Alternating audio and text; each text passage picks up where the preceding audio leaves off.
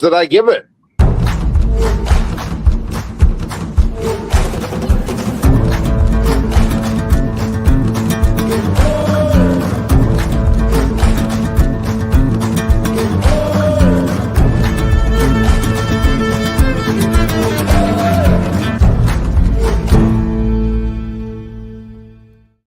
Good evening, everybody. Welcome to another edition of the Sports Exchange. My name is Scott Morgan of Motor City Manmouth. Not loud enough, I'll get louder if I want to. Just depends on what Diet Mountain Dews kick in my system. If that's not good enough, there was a little coffee earlier and a networking, but I'm cranked and ready to go. And the Motor City Manmouth show with Steve Ballister. He had a great show. Hope everybody can check it out. Next week, just to give everybody an overview, Tom Shanahan will return to the network on Wednesday night. He's always on Tuesday. We're going to talk about college basketball. And before I get to the topics, Marky, you talk about East Tennessee State. Well, you'll have an opportunity to promote them next week as well. So be ready to start talking about it. It's not something that's being planned. It's something you're going to go out there and do. Remember it. Text me, but that'll be part of the agenda. You have to send me a text that you want to do so I don't have that disease called dementia, spelled DUMBMENTIA. I made that one up. We all know about the other version of it. Okay, with that said, let's get going. We're going to have a lot of fun with what we have to work with. Our goal is to keep the Sports Exchange an hour and 5 minutes, and try to keep it up to 10:05. Marky, if I ask you to stay 5 minutes later, you think you could swing it? 5 minutes? Possibly. I don't know. I wish I could, but let's see. Let's do the show. Well, that's okay. I talked fast. Maybe we'll get you out of here at 10. Don't worry about it. I'm just messing with your head anyway, Wilson. All right, but what I'm not messing around is we're going to talk about the NBA first. Why are we going to talk about the NBA? Because we're going to talk about the worst general managers in NBA history. How does that sound? Because golly knows there have been a lot of them through the years, and I'm going to go out there and lay it out there, okay? And that's it. You got Sam Hinkle, Philadelphia 76ers, who was there from 2013 to 2016. He oversaw the process, okay? Era led Philly to a 47-195 record across 3 seasons. Marky, what are your thoughts about Sam Hinkie in the process? I am not an NBA guy. The only NBA general manager I probably have known would be the owner Ted Stepien of the Cleveland Cavaliers back in the day. And the reason why I know him is because he sued Pete Franklin, who was a great sports talk show host, the leading one of the time, unsuccessfully for defamation, and that probably was a victory for freedom of speech. But I'm sorry, the NBA is not my thing. I haven't watched the game in 30 years. So let me just keep it simple, stupid, okay? And that's this. Since you're not an NBA guy, I'll know that going forward a little bit. But I'm going to say 47-195 is not a very good record. Would you agree? No, that sounds what? That's worse than the 62 Mets. All right, that's good enough. So I caught you there, didn't I? You brought the 1962 Mets into the picture. Yeah, everybody knows about the process, Joel Embiid. It is what it is. But you see, Marky, when I get done with you, you'll know more than you think because I just have to keep it so you back into something like the 1962 Mets. I'll accept that as an explanation. Tony, I know you like talking basketball, so give me some thoughts. Yeah, man, the process never panned out. They got Joel Embiid out of it, but how good was that, right? You got an MVP. That might have been the best thing that came out of the process. Ben Simmons came. He took his money and ran. He basically stole money from the Sixers. It shows that losing is never the way to reach success in sports, no matter how they try and spin it. Tanking isn't the way to do it, and they did a lot of losing. I think they had one year where they had it was a lockout year, but they had the lowest percentage of all time when it comes to win percentage. But the Sixers, they pivoted from that, and it hasn't equal success. Daryl Morey is winning a little bit, but as a GM, but they still have that second round ceiling. So the process never panned out, like I said. Cliff, some thoughts about this? For me, I'm like Marky. Actually, I really have a disdain for the National Basketball Association, and I'm not into college basketball either. Honestly, if I'm going to think GM, he sounds terrible. If I think about a bad GM, I have to only think of like Ernie Grunfeld. He was the Knicks GM, wasn't he, for a little bit?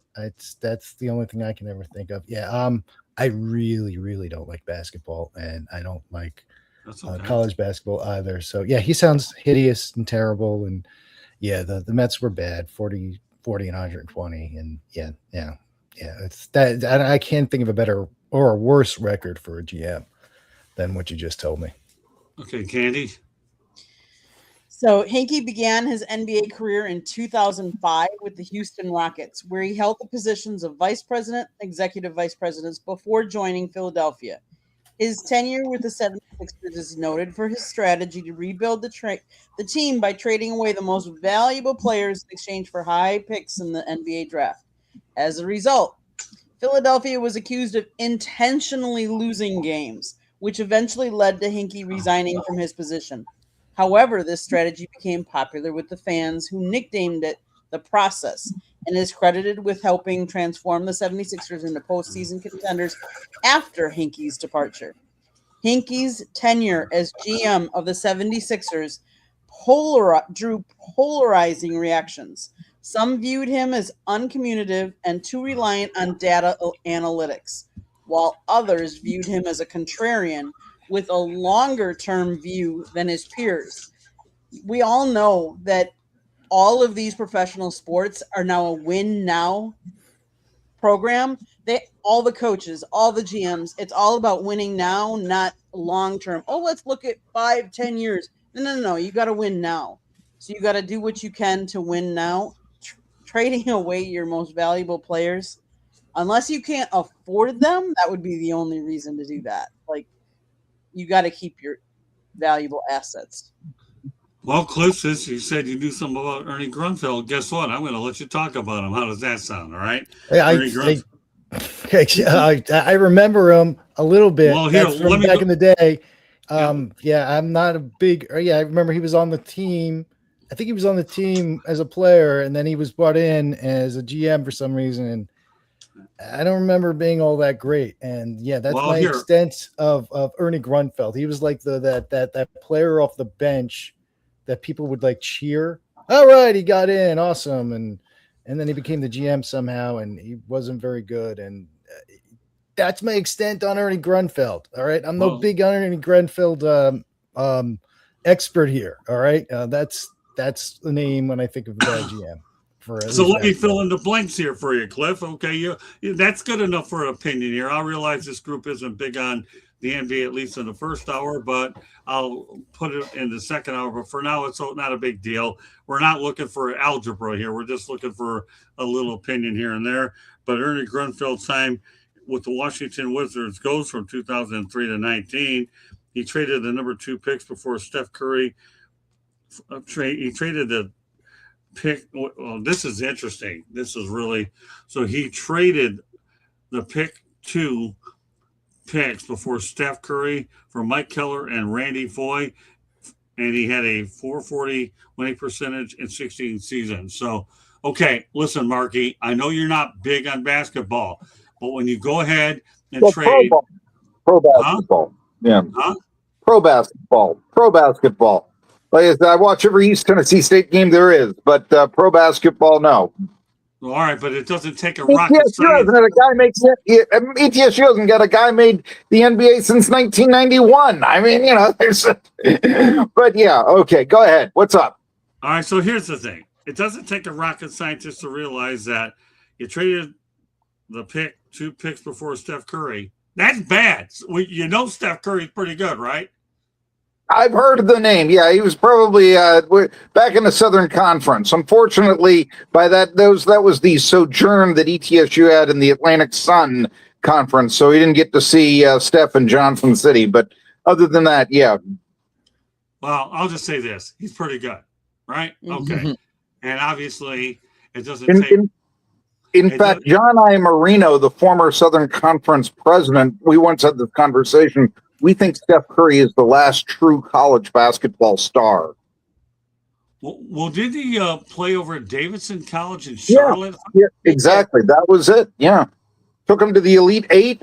And I think if Bob McKillop arranges a play where he takes the last shot instead of his second leading scorer, I couldn't even name. I think Davidson might have won the national title that year. If you remember, they lost in the Elite 8 by 1 point on the last shot to Kansas, who went on to win it. Oh, there you go. Okay, well, obviously, you know that much. Yes, Steph Curry's a heck of a player. If a GM could go ahead and bypass Steph Curry 2 picks before, that's bad. All right, Tony, go ahead. Minnesota passed on Steph Curry twice and picked 2 point guards. So it was a few mistakes made in the Steph Curry draft. Minnesota went out their way and they picked up Johnny Flynn and Marco Rubio, and Steph Curry was still on the board. Mistakes were made, okay? Mistakes were made. And with hindsight, I will say this, it's 2020, right? We've never seen a player like Steph Curry in the NBA. We didn't know if the shooting was going to work. We still were playing below the 3-point line.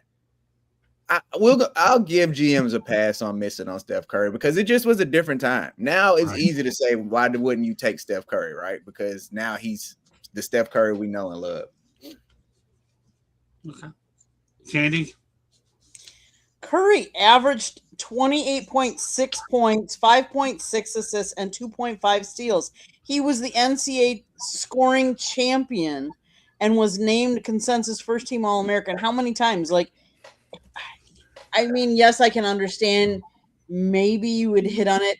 There's been definite busts in a lot of – we've always said the draft is, sometimes you hit and sometimes you don't.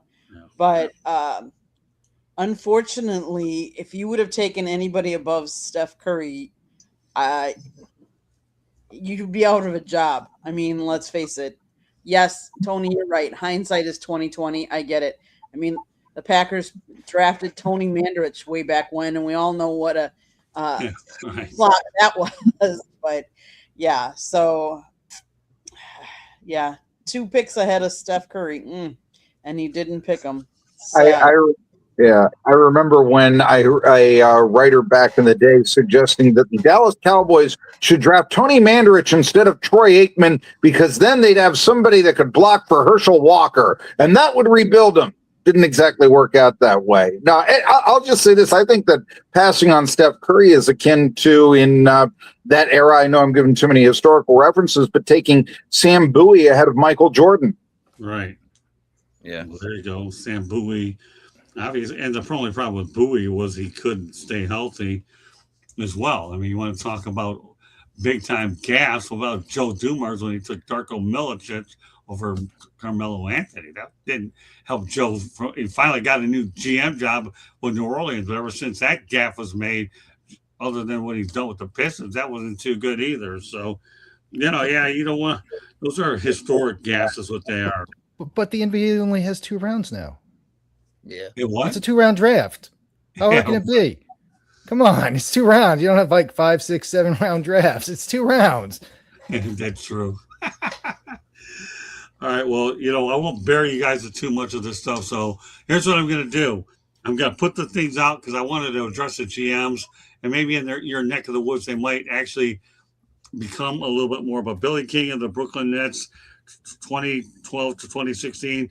He traded draft picks that became Damian Lillard, Jason Tatum, and Jaylen Brown for old veterans. Okay, let's just not forget about the NBA itself. But when you go out there and trade players like this, okay, that ultimately, again, I reference traded draft picks that became these type of players. Let's just keep the general context of it, Cliff, okay? They become, this is not a good look for any particular GM, is it? Especially when you miss like that. Well, no, but I'm like, what do you, I mean, I don't know. I've already told you, I don't like the NBA, and right. it just angers me. It's like, it's 2 rounds. How can you like bust on that? I mean, I know they have smaller rosters and in comparison to the other sports, but still, I'm not going to watch them anyway, so it doesn't really bother me. All right, so what we're going to do is go ahead, Marky. I was just going to ask, how many rounds do you think they should have? I would say with a smaller roster, 2 rounds is pretty good. I mean, there's always the argument against the draft. The player cannot decide where he wants to play, where he thinks he fits in best and such. And I understand why you have a draft. Don't get me wrong, but to have more freedom where a player that would probably be, at best a sixth man if he could make the NBA, can choose his spot. Sounds to me to be, very well. It's very pro player, which the NBA always has been. So, I mean, do you think 3 rounds? I think that back in the day when they had 12, that was ridiculous. Right. Oh yeah, 12 is way too big. Yeah, go with 4, and then you have they have the G League, they have their minor league. I mean, so maybe you won't have as many free agents, out there doing it, and you have a couple extra guys that are actually under contract, quote unquote, under their control kind of thing. I don't know. It's maybe 4. 12 is silly. Yeah, that's 12 is way too much. I will go ahead, Tony. Let's talk about King. What I'm going to do for the rest of this segment is I'll defer only because I got other topics that are more important to get to, and I don't want Marky and Cliff to feel uncomfortable about this one unless they feel like they want to incorporate. Is that fair enough?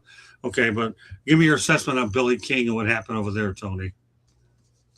And I'm sorry, Billy King. That was the Nets. It's just hard. You never know with those trades and drafts, right? Because what one team needs opposed to what the Nets need at the time may be different. And draft picks, they pan out so far down the line. You don't know with these players. Like, once again, you bring up Damian Lillard. Yeah, he had success, but he went to Weber State, a small school. Yes, he showed he can play well against Duke in these situations, but you just never really know. And sometimes you got to take I know I'm switching sports. You got to take the approach of like the Los Angeles Rams in football. I'd rather take known commodities right now than guessing later on the draft. So it looks good. It's like once again, I'm using a different sport, but it's like going for it on 4th down, right? When you get it, you look like a genius. But if you fail on 4th down, you're the GOAT. And that's just that's the gamble you got to take when it's draft picks. Candy? Yeah, in 2013, King traded multiple unprotected first-round picks, 14, 16, 18, and swap rights 2017 to the Boston Celtics for aging stars Kevin Garnett, Paul Pierce, and Jason Terry. These picks became Derek Favors, Jaylen Brown, and Jason Tatum. Obviously, we know what the old Kevin Garnett, Paul Pierce, and how much of an influence they were, but they were aging.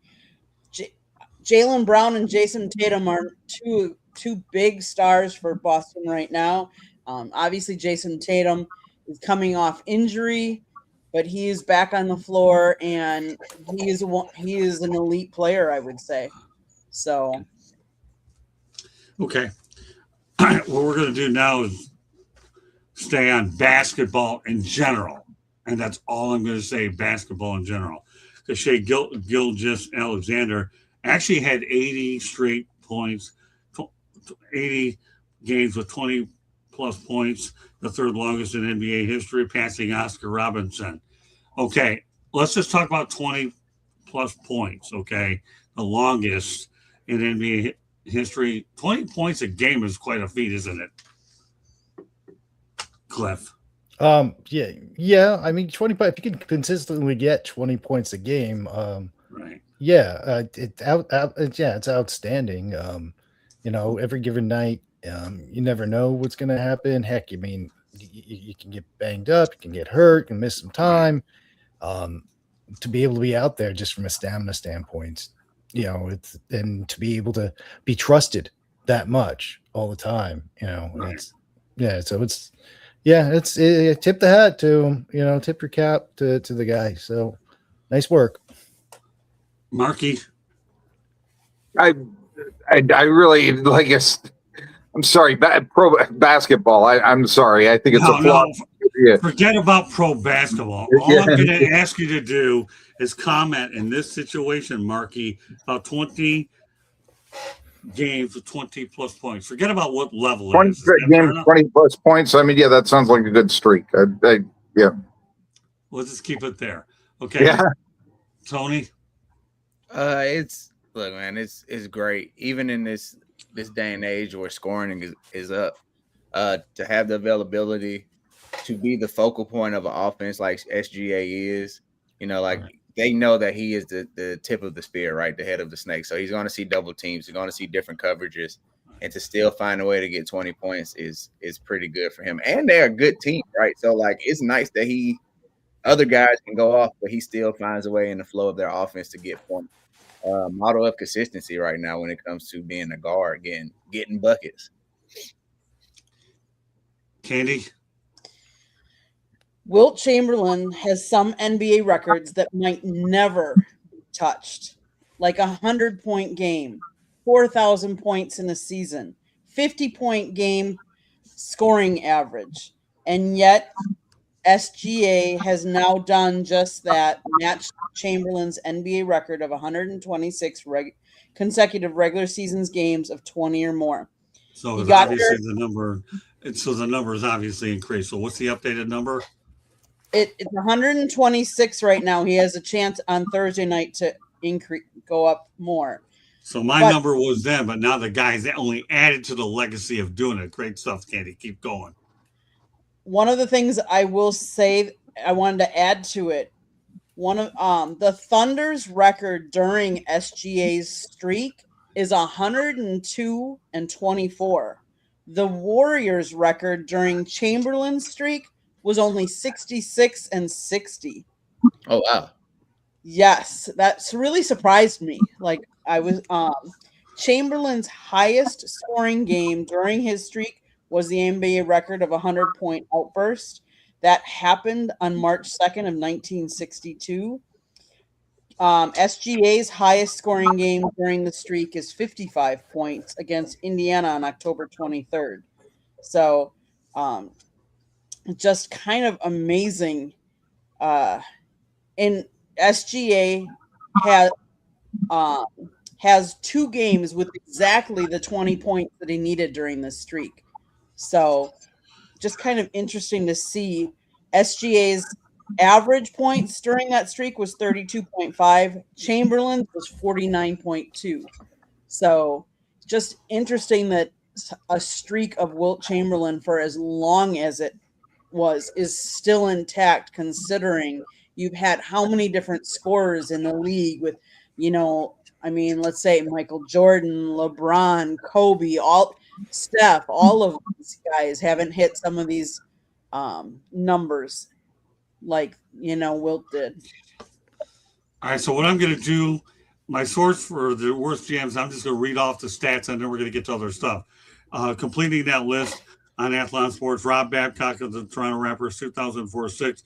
He traded superstar Vince Carter and an undermining package. He went 47-78 in 2 seasons as GM. Vlade Divac obviously was awful with the Sacramento Kings 2014. I'm just reading it. Nobody has to comment. Okay, well, so don't worry. Okay, it's information 101 before we get to the other stuff. So relax. Don't worry. I got plenty of other stuff, Cliff, you're going to have a field day on. Vlade Divac, Sacramento Kings 2014-20.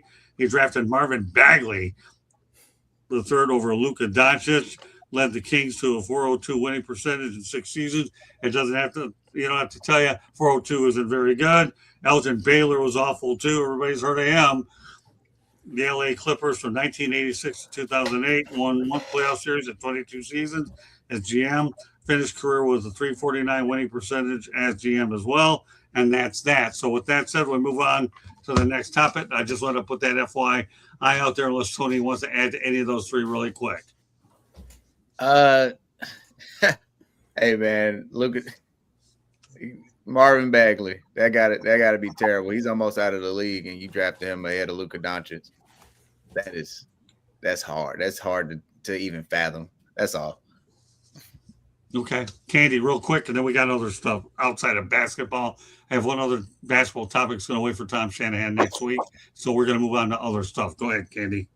No, I agree. Those are all bad moves. Like, I can't imagine, taking somebody above Luka, but I'm going to quick comment. I'm going to put Earl's comments. First of all, good evening, Earl. Second, 20 points in today's NBA is easy. NBA, there's no defense. The NBA flops in soccer. Today's NBA is a joke. That's why I didn't watch it anymore. So thanks for commenting, being in the chat room there, Earl. Appreciate you. Yeah, Earl's a friend of the show, anyways. All right, let's get on to other stuff here, and let's go to David Ortiz. I think everybody can be comfortable about the Big Poppy, right, Marky? Okay. Yeah. David Ortiz. All right. Well, what's up? Here's what's up. Okay. Since David Ortiz has been busy with the WBC on December 16, 2002, the Minnesota Twins released David Ortiz, aka the Big Poppy. At the time, though, of his release, get this. I think the Twins definitely regret this decision. Ortiz had just finished the 2002 season with a solid 272 average, 20 home runs, 75 RBI. Yet the Twins decided not to retain him. Twins GM Terry Ryan admitted it was a mistake. Marky, your thoughts about the curse of the Big Poppy?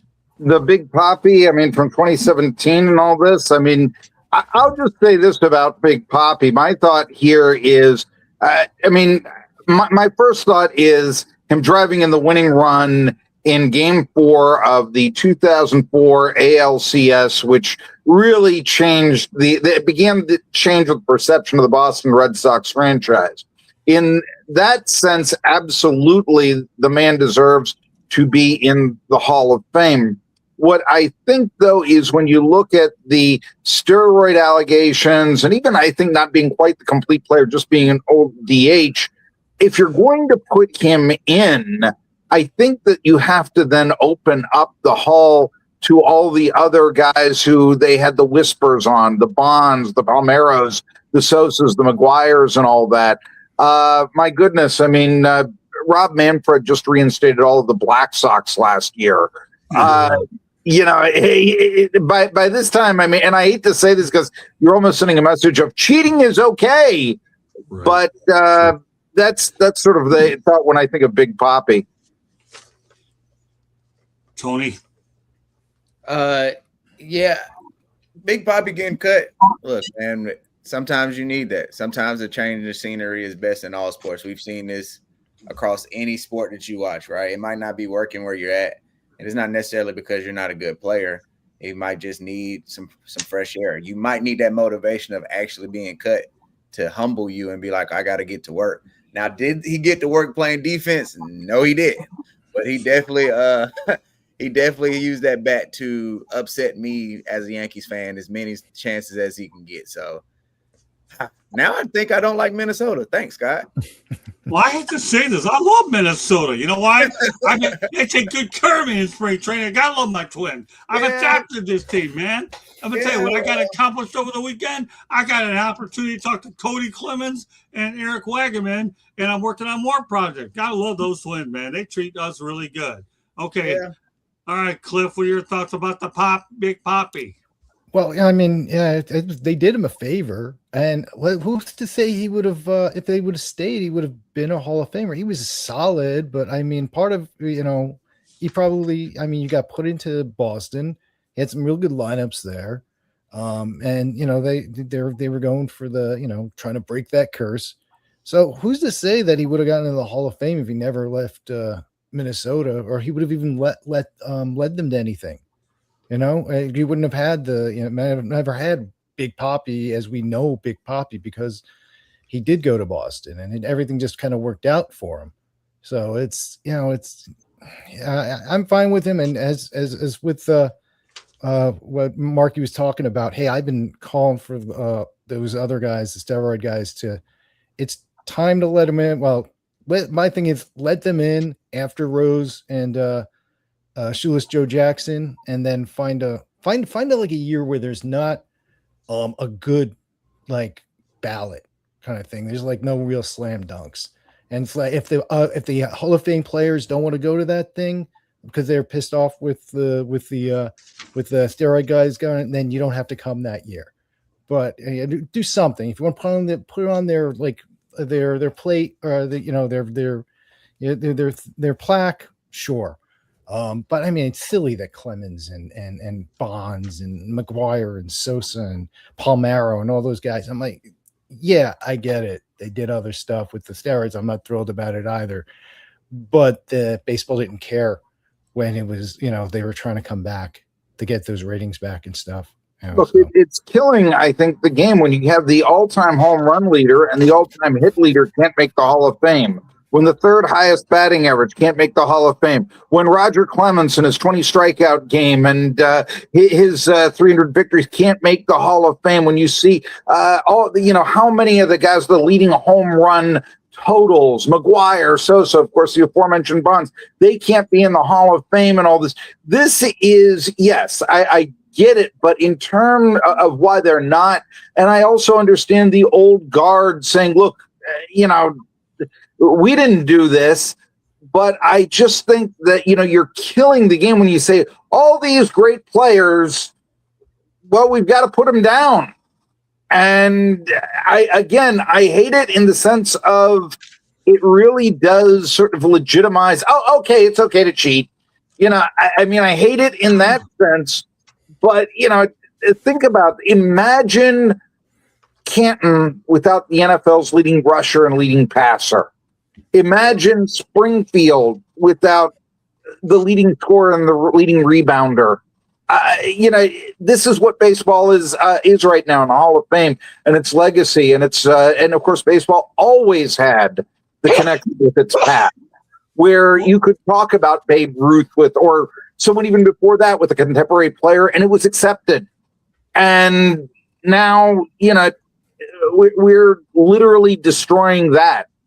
So these are some things that you have to think about and all this. And as I said, if Ortiz gets in with the scuttlebutt about him, doesn't that then open the velvet rope up to everyone else? All right, so Marky, let me add to this, okay, for a minute. Mm-hmm. I'm sorry, but now you've really touched a nerve here with me. Number one, David Ortiz got along with the media. Barry Bonds can't get along with his own darn shadow, this guy. He treated the media. Well, wait, hear me out before you. I love it when Marky started barking, then that's a beautiful thing here. Okay. And I'll tell you, Barry Bonds didn't get along with the media. If you ever talk to him, okay, one day he'll probably tell you, I wish I would have treated you guys a little bit better. Because here's the thing. These reporters are relentless. They are. They're controlling what he's going to do.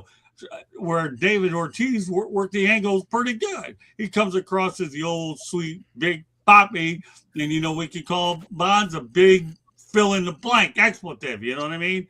And Barry Bloom, just so you guys know, who's a prominent writer, who's one of my close friends and is a voter. I've had him on my show a few times. Well, even admits, to me that he agrees that he belongs in the Hall of Fame, but at some point you can't treat the media like second-class citizens. You can't, because don't bite the hand that feeds you. That's all I'm telling you. Yeah, but you're right, okay? Does Roger Clemens belong in? Yes. Does Pete Rose belong in? Yes. All-time hit leader? Okay, Babe Ruth, we've talked about him. Barry Bonds, judging by those numbers, he does. But what draws the line, okay? Don't bite the hand that feeds you, because the Hall of Fame, we can't lose sight of the perspective that it's an absolute museum, is what it is, of baseball history. And that's where every one of you guys are on point. Okay? Well, I also think that we've gotten to the case that we're not putting in these guys with the great statistics. It opens up the avenue for Scott Rowland, for Harold Baines, right. For people like that who probably would not have made for, Billy Wagner, great relief pitcher. But when he first started on the ballot, he was getting 15%. By the time, when you're saying, who's on the ballot? I can vote for this guy or not. You're right in the sense of character is a factor. It literally is a factor and something they ask you to consider when voting on the Hall of Fame. And I think there are several Hall of Famers who are in the Hall of Fame because they were popular. David Ortiz, perhaps one of them. But if that's again, I just think the velvet rope is going to be opened up. And certainly there were Steve Carlton wouldn't talk to the press. He's in. There have been people who've been prickly with the press who are in. And I'll also just say this in defense of Barry Bonds, and a lot of the stuff Bonds did as a person can't be defended. But I just want you to understand this. Paul Meyer, who's the beat writer of the Pittsburgh Pirates, when Bonds came up with the Buccos in 1986, 87, that era. You try getting along with Paul Meyer. Really? I mean, it was burned out by the time he got to Pittsburgh from Dayton, Ohio. And, I mean, any public conversation he ever had was more difficult than Bonds ever was. Oh, come on, you're a Pittsburgh guy. That's good. I'm glad we got Bonds in this. No, I get that. But no, I mean, I also worked at the same paper with Paul Meyer, okay? And I know that I'm making some news here and all this, but we're talking about just the most crusty reporters of the time. Now, admittedly, I mean, I don't know that Bonds was, an angel in San Francisco. And certainly the Bonds family always had that reputation of being difficult to get along with, both his father and the son. I get it. Okay. I really do. But you're having a situation. I just, being around that environment and all this, not all of those he didn't go along with reporters. Again, you try getting along with Paul Meyer. Seriously, if anybody has the archives of the Sunday talk show that he used to do with Greg Brown, where he obviously did not want to be there before Pirates games, in a previous era, listen to that. You try getting along with this guy. You see what he's going to have. Barry Bonds wrote a column during the 1990 playoffs in the Pittsburgh Press. It was probably better than what a lot of the guys who were doing it professionally were doing. Okay. But I'm going to tell you something else, Marky. Okay. Yeah. Let's not kid ourselves. Barry Bonds is a better player in Pittsburgh than he was in, as far as I'm concerned, San Francisco, for one reason. He can steal bases and he can hit home runs. Don't sit here and tell me, okay, that when he went to San Francisco, that all that guy did was juice up. And because I had an opportunity to talk to this guy at a press conference when the Marlins ended up beating the Giants down here to win the World Series. And I turned it down because I wanted to go to the Marlins clubhouse and get soaked with champagne. This guy's an idiot. Well, I'm just saying, hear me out, Marky. Okay. Because you're the one who brought Barry Bonds up, and now I'm going to get my 2 cents in here. Okay. Now you got me going. Thank you. I appreciate it, okay? Don't know enough about basketball, but I know where his hot buttons are now, okay? But, yeah, I think Bonds is a better overall player in Pittsburgh than he was in San Francisco. We all know he had steroids, and Victor Conte and Balco. That was bad. But the problem is his personality is what it is. Character's one thing. But you got to still – but Poppy got in because he treated the guys that voted for these players, and he treated them with respect. And let's not kid yourself. Respect is the name of the game. Whether you're guilty or not, that's one thing. But don't go out there and bite. And I'm going to tell you, you talk to Bonds these days, how much you want to bet, Marky, okay, that he'd probably tell you, oh, yeah, I wish I would have treated you a little better. And I'll even take it a step further. One of my great friends, Don Mattingly, said he couldn't get along with him either. And he got rid of him after a year. I mean, there are stories of Bonds trying to pick on Willie Stargell when Stargell was a Braves coach and he came back to Pittsburgh. And Stargell basically put him in his place and said, "You're never going to talk to me like this before, or the way you talked to me before." And I think the Bonds family, which is, baseball royalty, whether you like it or not, it was like, wait a minute, you don't, you're wearing Willie Mays' number because that's your godfather. You do not knock another, great player like that. You do not speak down to greatness and all that. I think that message came true loud and clear. And I always wondered what would have happened if, Stargell, who was such a great leader of the Pirates back when, if he was still, say, as the manager, say, in the organization somehow, if that could have been the guidance that made Bonds, change the perception on Bonds. That's I've always wondered that. So, but like it gets back to, like you said with Ortiz, character is one of the things they vote on. And I think that we, discussed it. Well, people liked David Ortiz. They liked back in the day Rabbit Moranville. Why is he in Cooperstown with a .258 lifetime batting average? He was a character that the sports writers back then fell in love with. That's kind of the way it goes sometimes when that's a legitimate character is one of the things you're supposed to consider for enshrinement, and that hurts Bonds and helps Ortiz. Okay, Candy, you have final word on it. I want to make sure we get one topic in while Marky's on, and this is obviously our feature topic, and we'll go from there. Ortiz was 10-time All-Star, 7 times Silver Slugger Award. Upon his retirement, he was ranked 6th in the American League history with 541 home runs, 5th in doubles with 632, 9th in ribbies. He's regarded as one of the greatest clutch hitters of all time. He had 11 career walk-off home runs during the regular season and 2 during the 2004 postseason, the first of which clinched the American League Division Series. He also posted 10 seasons each with 30 home runs, 100 ribbies, and batted 300 or better 7 different years. Pretty strong DH. So give me an opinion, Candy. I got the facts. You obviously want to talk about it. Give me your opinion on Poppy. I said pretty strong clutch hitter that I would take. Okay, well, that's good.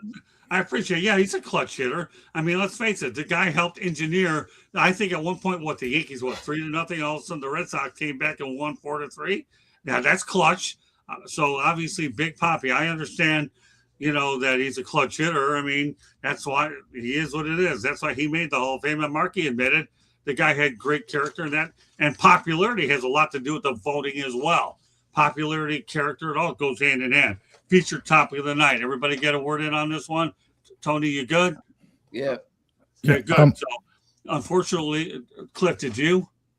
Yeah, just one thing for the future topic. I see you're really passionate about this, about how the reporters have an impact. I think you're a little cavalier with that. I think that's your thing. I know you're passionate about that, but for a future debate, I think we should talk about that a little bit. Why should you have so much? Why should your opinion matter that much if the guy can just play? Oh, some of those guys jerks. Oh yeah, absolutely. I am not in any way, shape, or form excusing that. They have the opportunity to play baseball. But I think that's a future topic. Should it be that much of an impact if they're awesome players? That's all I'm saying for a future topic and a future show. You know what I think? I think it's something you need to text me through Messenger. Okay. And I'll edit next week.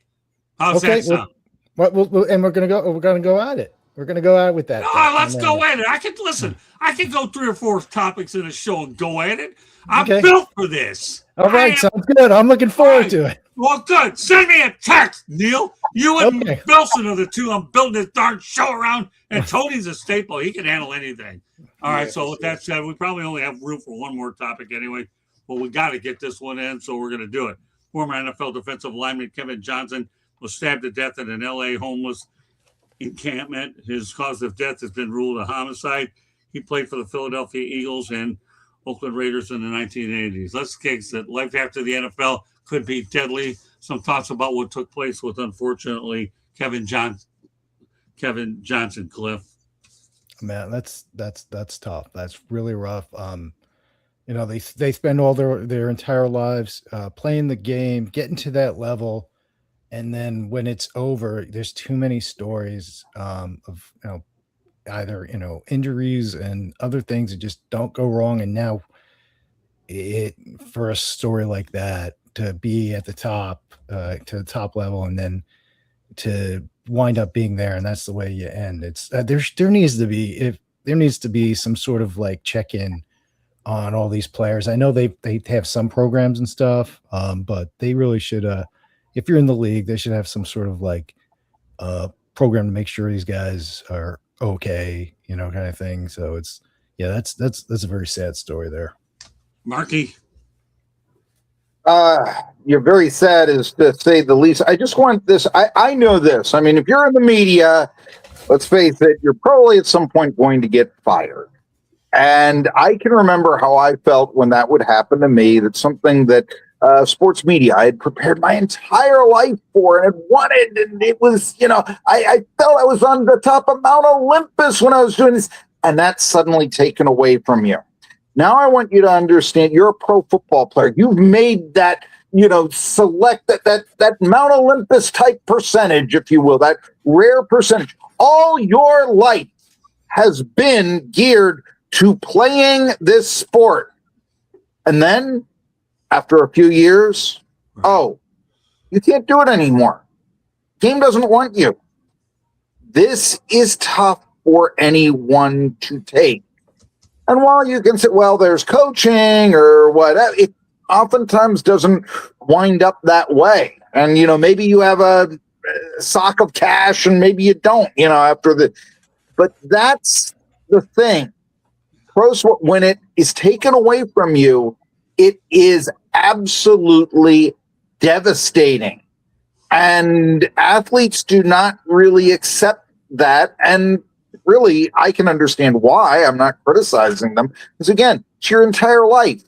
And suddenly it's taken away from you. What do you do now? I'm not trying to diminish what happened here, but sometimes you can see where the downward spiral like this could occur. No question about it. Tony? Yeah, just sad all the way across the board. Looks like he was found in a homeless encampment. I am glad that nowadays it seems like players are being smarter with their money to avoid being in those situations. It seems like nowadays it's more mental health advocation. It's just more things across the board for the betterment of these human beings that are also athletes, instead of just treating them like athletes and then doing away with them when they're not useful in the sense for entertainment. So I'm glad that those things are happening. It is sad for him, that he didn't have those things afforded to him, or maybe he wasn't financially educated enough to keep the money that he had earned throughout the NFL in those situations. It's just sad all across the board. Hopefully, players nowadays, if it is a mental health issue, if it's a they're not okay issue, they're talking, they're speaking, they're finding the proper help to get this stuff done so they can avoid these situations. All right, Katie. It says that he was a very loving man. He was a family man. He was a father, a friend, and above all, he loved everyone around him and would give his shirt off his back just to make sure everybody else around him was okay. Friends had previously said that they thought he might be suffering from a brain disease caused by repeated head injuries, chronic traumatic CTE, basically. I'm not so sure he was in encampment because he didn't have money, or if he wanted to help people, or if that's where he thought he lived. I mean, we don't know. CTE has caused a lot of hardships for a lot of different people. Mental health is a big concern of not necessarily the NFL, although they're starting to get better about it. But CTE affects the person in ways that most of us don't understand and can't comprehend unless you've been part of that, unless you've had some of the head injuries. Scott, you have headaches that come on with no explanation, and they come, migraines almost and we don't know if he was suffering from that. I hate to say this.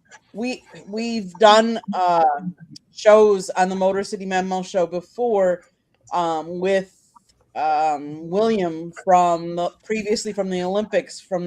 He was on the bobsled team, where the rest of his bobsled team are no longer with us because of CTE and issues that they had. And he talks about his time, there are times when he can't even function unless he goes into the hyperbaric chambers. It's sad that people have these issues and that other people around them don't see it, don't take action. I would hope more people would do that. I would encourage anybody that thinks that there's anything, wrong with anybody to speak up, say something. Watch some of our old shows with William about CT and him talking about it. They're on our YouTube channel. Yeah, that's a Go ahead, Go ahead. Marky. I'm sorry. I was going to say with the CTE. I mean, I'm reminded of Mike Webster, who is sort of All right, there you go. poster child and all that, the great Steelers center. And I mean, I remember back in the day when he had played for so long for the Steelers and all this, but they had drafted Dermontti Dawson, himself a future Hall of Fame center. And it was now time, after I think it was a 5-11 season or so, to say, I'm sorry, Mike, the time has come. And people don't remember this, but Mike Webster actually went to Kansas City and played there for a couple of years. And how much of that was the reason why that he went to Kansas City? And I don't befriend them, but remember what I said about, you've done this all your life. This is what you know. And now the Steelers, you won 4 Super Bowls for, saying, we got somebody younger. We think it's going to be a little fresher, certainly cheaper. Thanks, Mike. How do you handle that? And, you talk about, that goes hand in hand here. Now he plays 2 more years with the Chiefs. Does well. But what kind of a damage did that do? And again, when this is all you know, it is, and I mean, I understand you get a college degree, you'll have other interests than playing football. Don't get me wrong. But you've geared your entire life for this, and now you can't do it anymore. Yeah. How do you handle that? That is so devastating for any pro athlete. And that's why, when their skills begin to erode, it is the athlete himself who is always the last to see it. Well said. And that's how we're going to end the show in a moment anyways. We're going to end the show on that note. But I just want to make sure topics like this get addressed and brought to the forefront. And that's exactly why I want to say rest in peace to Kevin Johnson. It was just unfortunate that things ended as tragically as they did, for sure. So I think that as we continue to develop the chemistry amongst this group, obviously, I think Cliff kind of hit it on the head. It's just going to be the type of thing where I'm looking for more of a debate among 4 or 5, 6 topics is what I'm looking for. And I think that as I develop new chemistry with the group that we have, then these are the type of things that we build on week in and week out, and that's what we're going to do. With that said, Marky, I know a lot of people have to get out of here earlier. Why don't you, before you leave, let everybody know how they get a hold of you and talk about your stuff with East Tennessee. Yeah. Right now, that's sort of a passion of mine and all this. But yeah, if you'll follow, TikTok is a good one, at Marky Billson, MarkyBillson. We're at NCAA tournament time, and you start wondering, those mid-majors that if you're a fan of a Kentucky or a North Carolina or UCLA, you probably don't know that much about. But I maintain that with 366 D1 teams out there, you probably have, all told, more fans of the mid-majors than you do the Dukes and the Indianas and so on. I mean, when it comes right down to it. So that's a passion of mine, because I am, in addition to Pittsburgh, from Johnson City, Tennessee, for better or worse. And that's one of that's the team there. And I'm always fascinated that, theoretically at least, a team from Johnson City, Tennessee could win a championship that the entire country cares about. That always fascinated me. And so that's why I do it. You can see it on YouTube at Marky Billson IV. TikTok gets a lot of hits at Marky Billson. And also check out the Substack Billson on ETSU. Let me point out, I've been to Johnson City, Tennessee. It's beautiful. And I actually had an opportunity to drive some laps around Bristol Motor Speedway during that's Christmas cool. time. That's cool. That's more exciting than anything that goes on in Johnson City.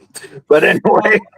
Yeah, but I took some laps around there during Christmas time, and I can't believe how incredible how Bristol Motor Speedway, to me, is just unbelievable with the scenery there. So again, there's a method for my madness, and we're going to do things, Marky. Don't worry, my friend. I can tell you. Next week, it'll be a much different show than you saw tonight. Okay, Marky, have a good night. I'm happy with it. Thank you for having me on. Oh, my pleasure. Thanks for being on. All right. I know, Tony, you got to roll, so go ahead and put your information out there. We're going to see you Monday night, by the way, on 108 Stitches Baseball Talk. Go ahead, Tony. You have to leave it an hour. Go ahead. Yeah, I appreciate you. Tony, welcome. Talking Game on YouTube, Talking Game 1 on all social media. Weekly episodes on Talking Game. 2 are off of SmackDown on Sunday. We cover wrestling, and then I'm here twice a week, at least twice a week. Great stuff. All right. Well, you know what, Kev? Why don't you let everybody know how they can get a hold of you as well? I'm very simple, just Cliff Needles, CLIFFNEILL. On Facebook. I'm working on some things. I haven't gotten anything else other there. I'm busy being a prof. I'm doing my thing, trying to help a future generation towards their careers. And Marky and Cliff and Tony are the big core of what we have going on this show going forward, and I love every bit of it. And also shout out to Earl Kinsey, nice testimony. He's reading my book right now. Scott, love reading your book and your mentor. Icorn, keep putting them up in rapid fire. Nice testimony to your mentor. It was great. Your book is a great read. I'm not finished yet. I'm on chapter 3. I love Pittsburgh, so there you go. And you know what, Earl? I love you, man, because this guy's a fan of the show as well. So, you know, Tony, you have any parting shots before you get rolling real quick? Enjoy the WBC. I definitely have been. We just need some simpler tiebreaker rules, because once you start going into dividing outs to figure out who wins the tiebreaker, that's, hey man, I'm not that smart. That's all I got to say. You're a lot smarter than most people think. I'm glad you're on this on our network 2-3 times a week. You're one of the best additions I've had all year as well. Thank you. You know, with that said, that Candy, give us a station break real quick before we cut out of here. South Florida Tribune Publishing Company published a book, Lessons from the Microphone, Tuning into the Enduring Wisdom of Visionary Leaders. It is written by our host, Scott, the Motor City Madmouth Morganroth. Talks about his 40-plus years in the business and how it has evolved. Get your copy today. It's available on Amazon, Barnes & Noble, Kindle, Google, and Apple Books. The audiobook is also out there where you get your audiobooks. If you like to listen to podcasts, you can find us wherever you get your podcasts. Visit our website, www.southfloridatribune.com, where there's a plethora of great content as well. If you want to advertise or you want to be a guest on the show or have topic ideas, you can always email us at southfloridatribune@gmail.com. Last but not least, if you see the red subscribe button in that lower right-hand corner, that means you have not yet subscribed to us. Why not? Just do it. Click it, like us, share us with all your friends and family, and then turn on your notifications so you're notified every time we go live. You don't want to miss any one of our programs. Back to you, Scott. All right, Candy. Well, we had a great double hitter today. I love you, Early, more than you'll ever know. You talk about a guy who, one of these days, would be great if I ever had a chance to meet you in person. But the fact that we interact so well in the chat, and you're a fan of the show, they need to do with you, Earl, is put you on a Xerox machine so that we can go out there and make more copies of people like you, because you're genuine in every sense of the word. So on tap for tomorrow, we're going to have Sports Rap, okay, featuring myself, Mike Santos, Dave Bradley, and Cody Spink, who is going to be on this show in about 2 weeks. He's going to be at Another Dimension. And also, we have Fire Up. So we're going to have couple of possible NFL prospects taped there as well. So, again, the show's going to continue to evolve as I continue to add the core talent, and I feel like we took a step in that direction tonight. Cliff, what are your thoughts there? I'm counting on you to give me some ideas since you're one of the big people on the show. So, Cliff, don't be shy. I know the one thing I could really get you going is anything that deals with expansion definitely gets your mind going, that's for sure. Yeah, well, expansion. He was talking about World Baseball Classic. We should not be in this position. They should have beaten Italy. This is just silly. That's a joke that they didn't win. Italy is better than people think. Italy, we're USA out right now. It's USA. That roster is ridiculous. There's no call for that.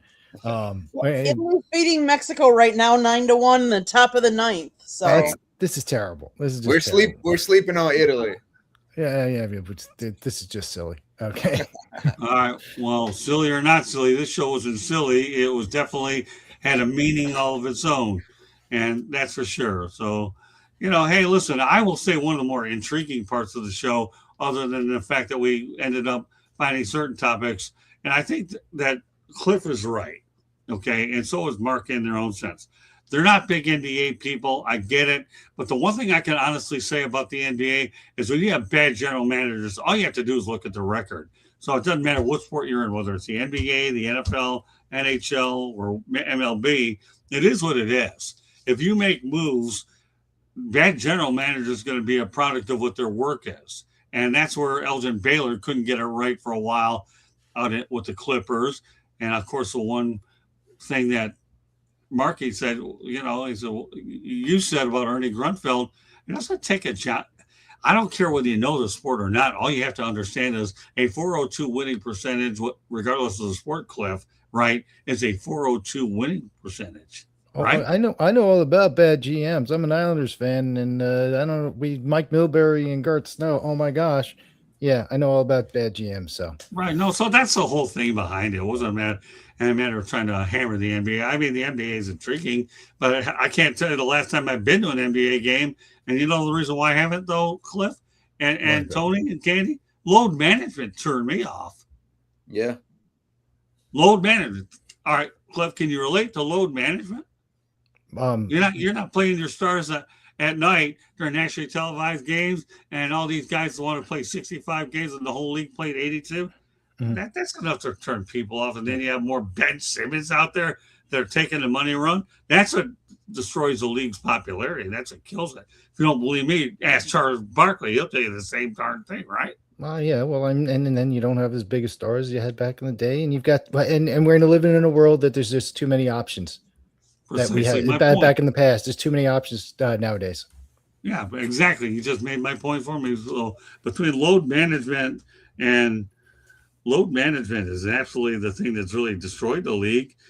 You know, load management means all it basically means is you just got to go to work, right? So does everybody on this show realize you need to go to work if you're going to make money? NBA players don't do that. A lot of them don't even understand tape delayed, right? When you had Magic Johnson and Larry Bird bailing the lead out of tape delay back in the day. I don't know if you were alive back then, Tony, but I'll bet you probably heard about Larry Bird, Magic Johnson saving this league when it was practically bankrupt.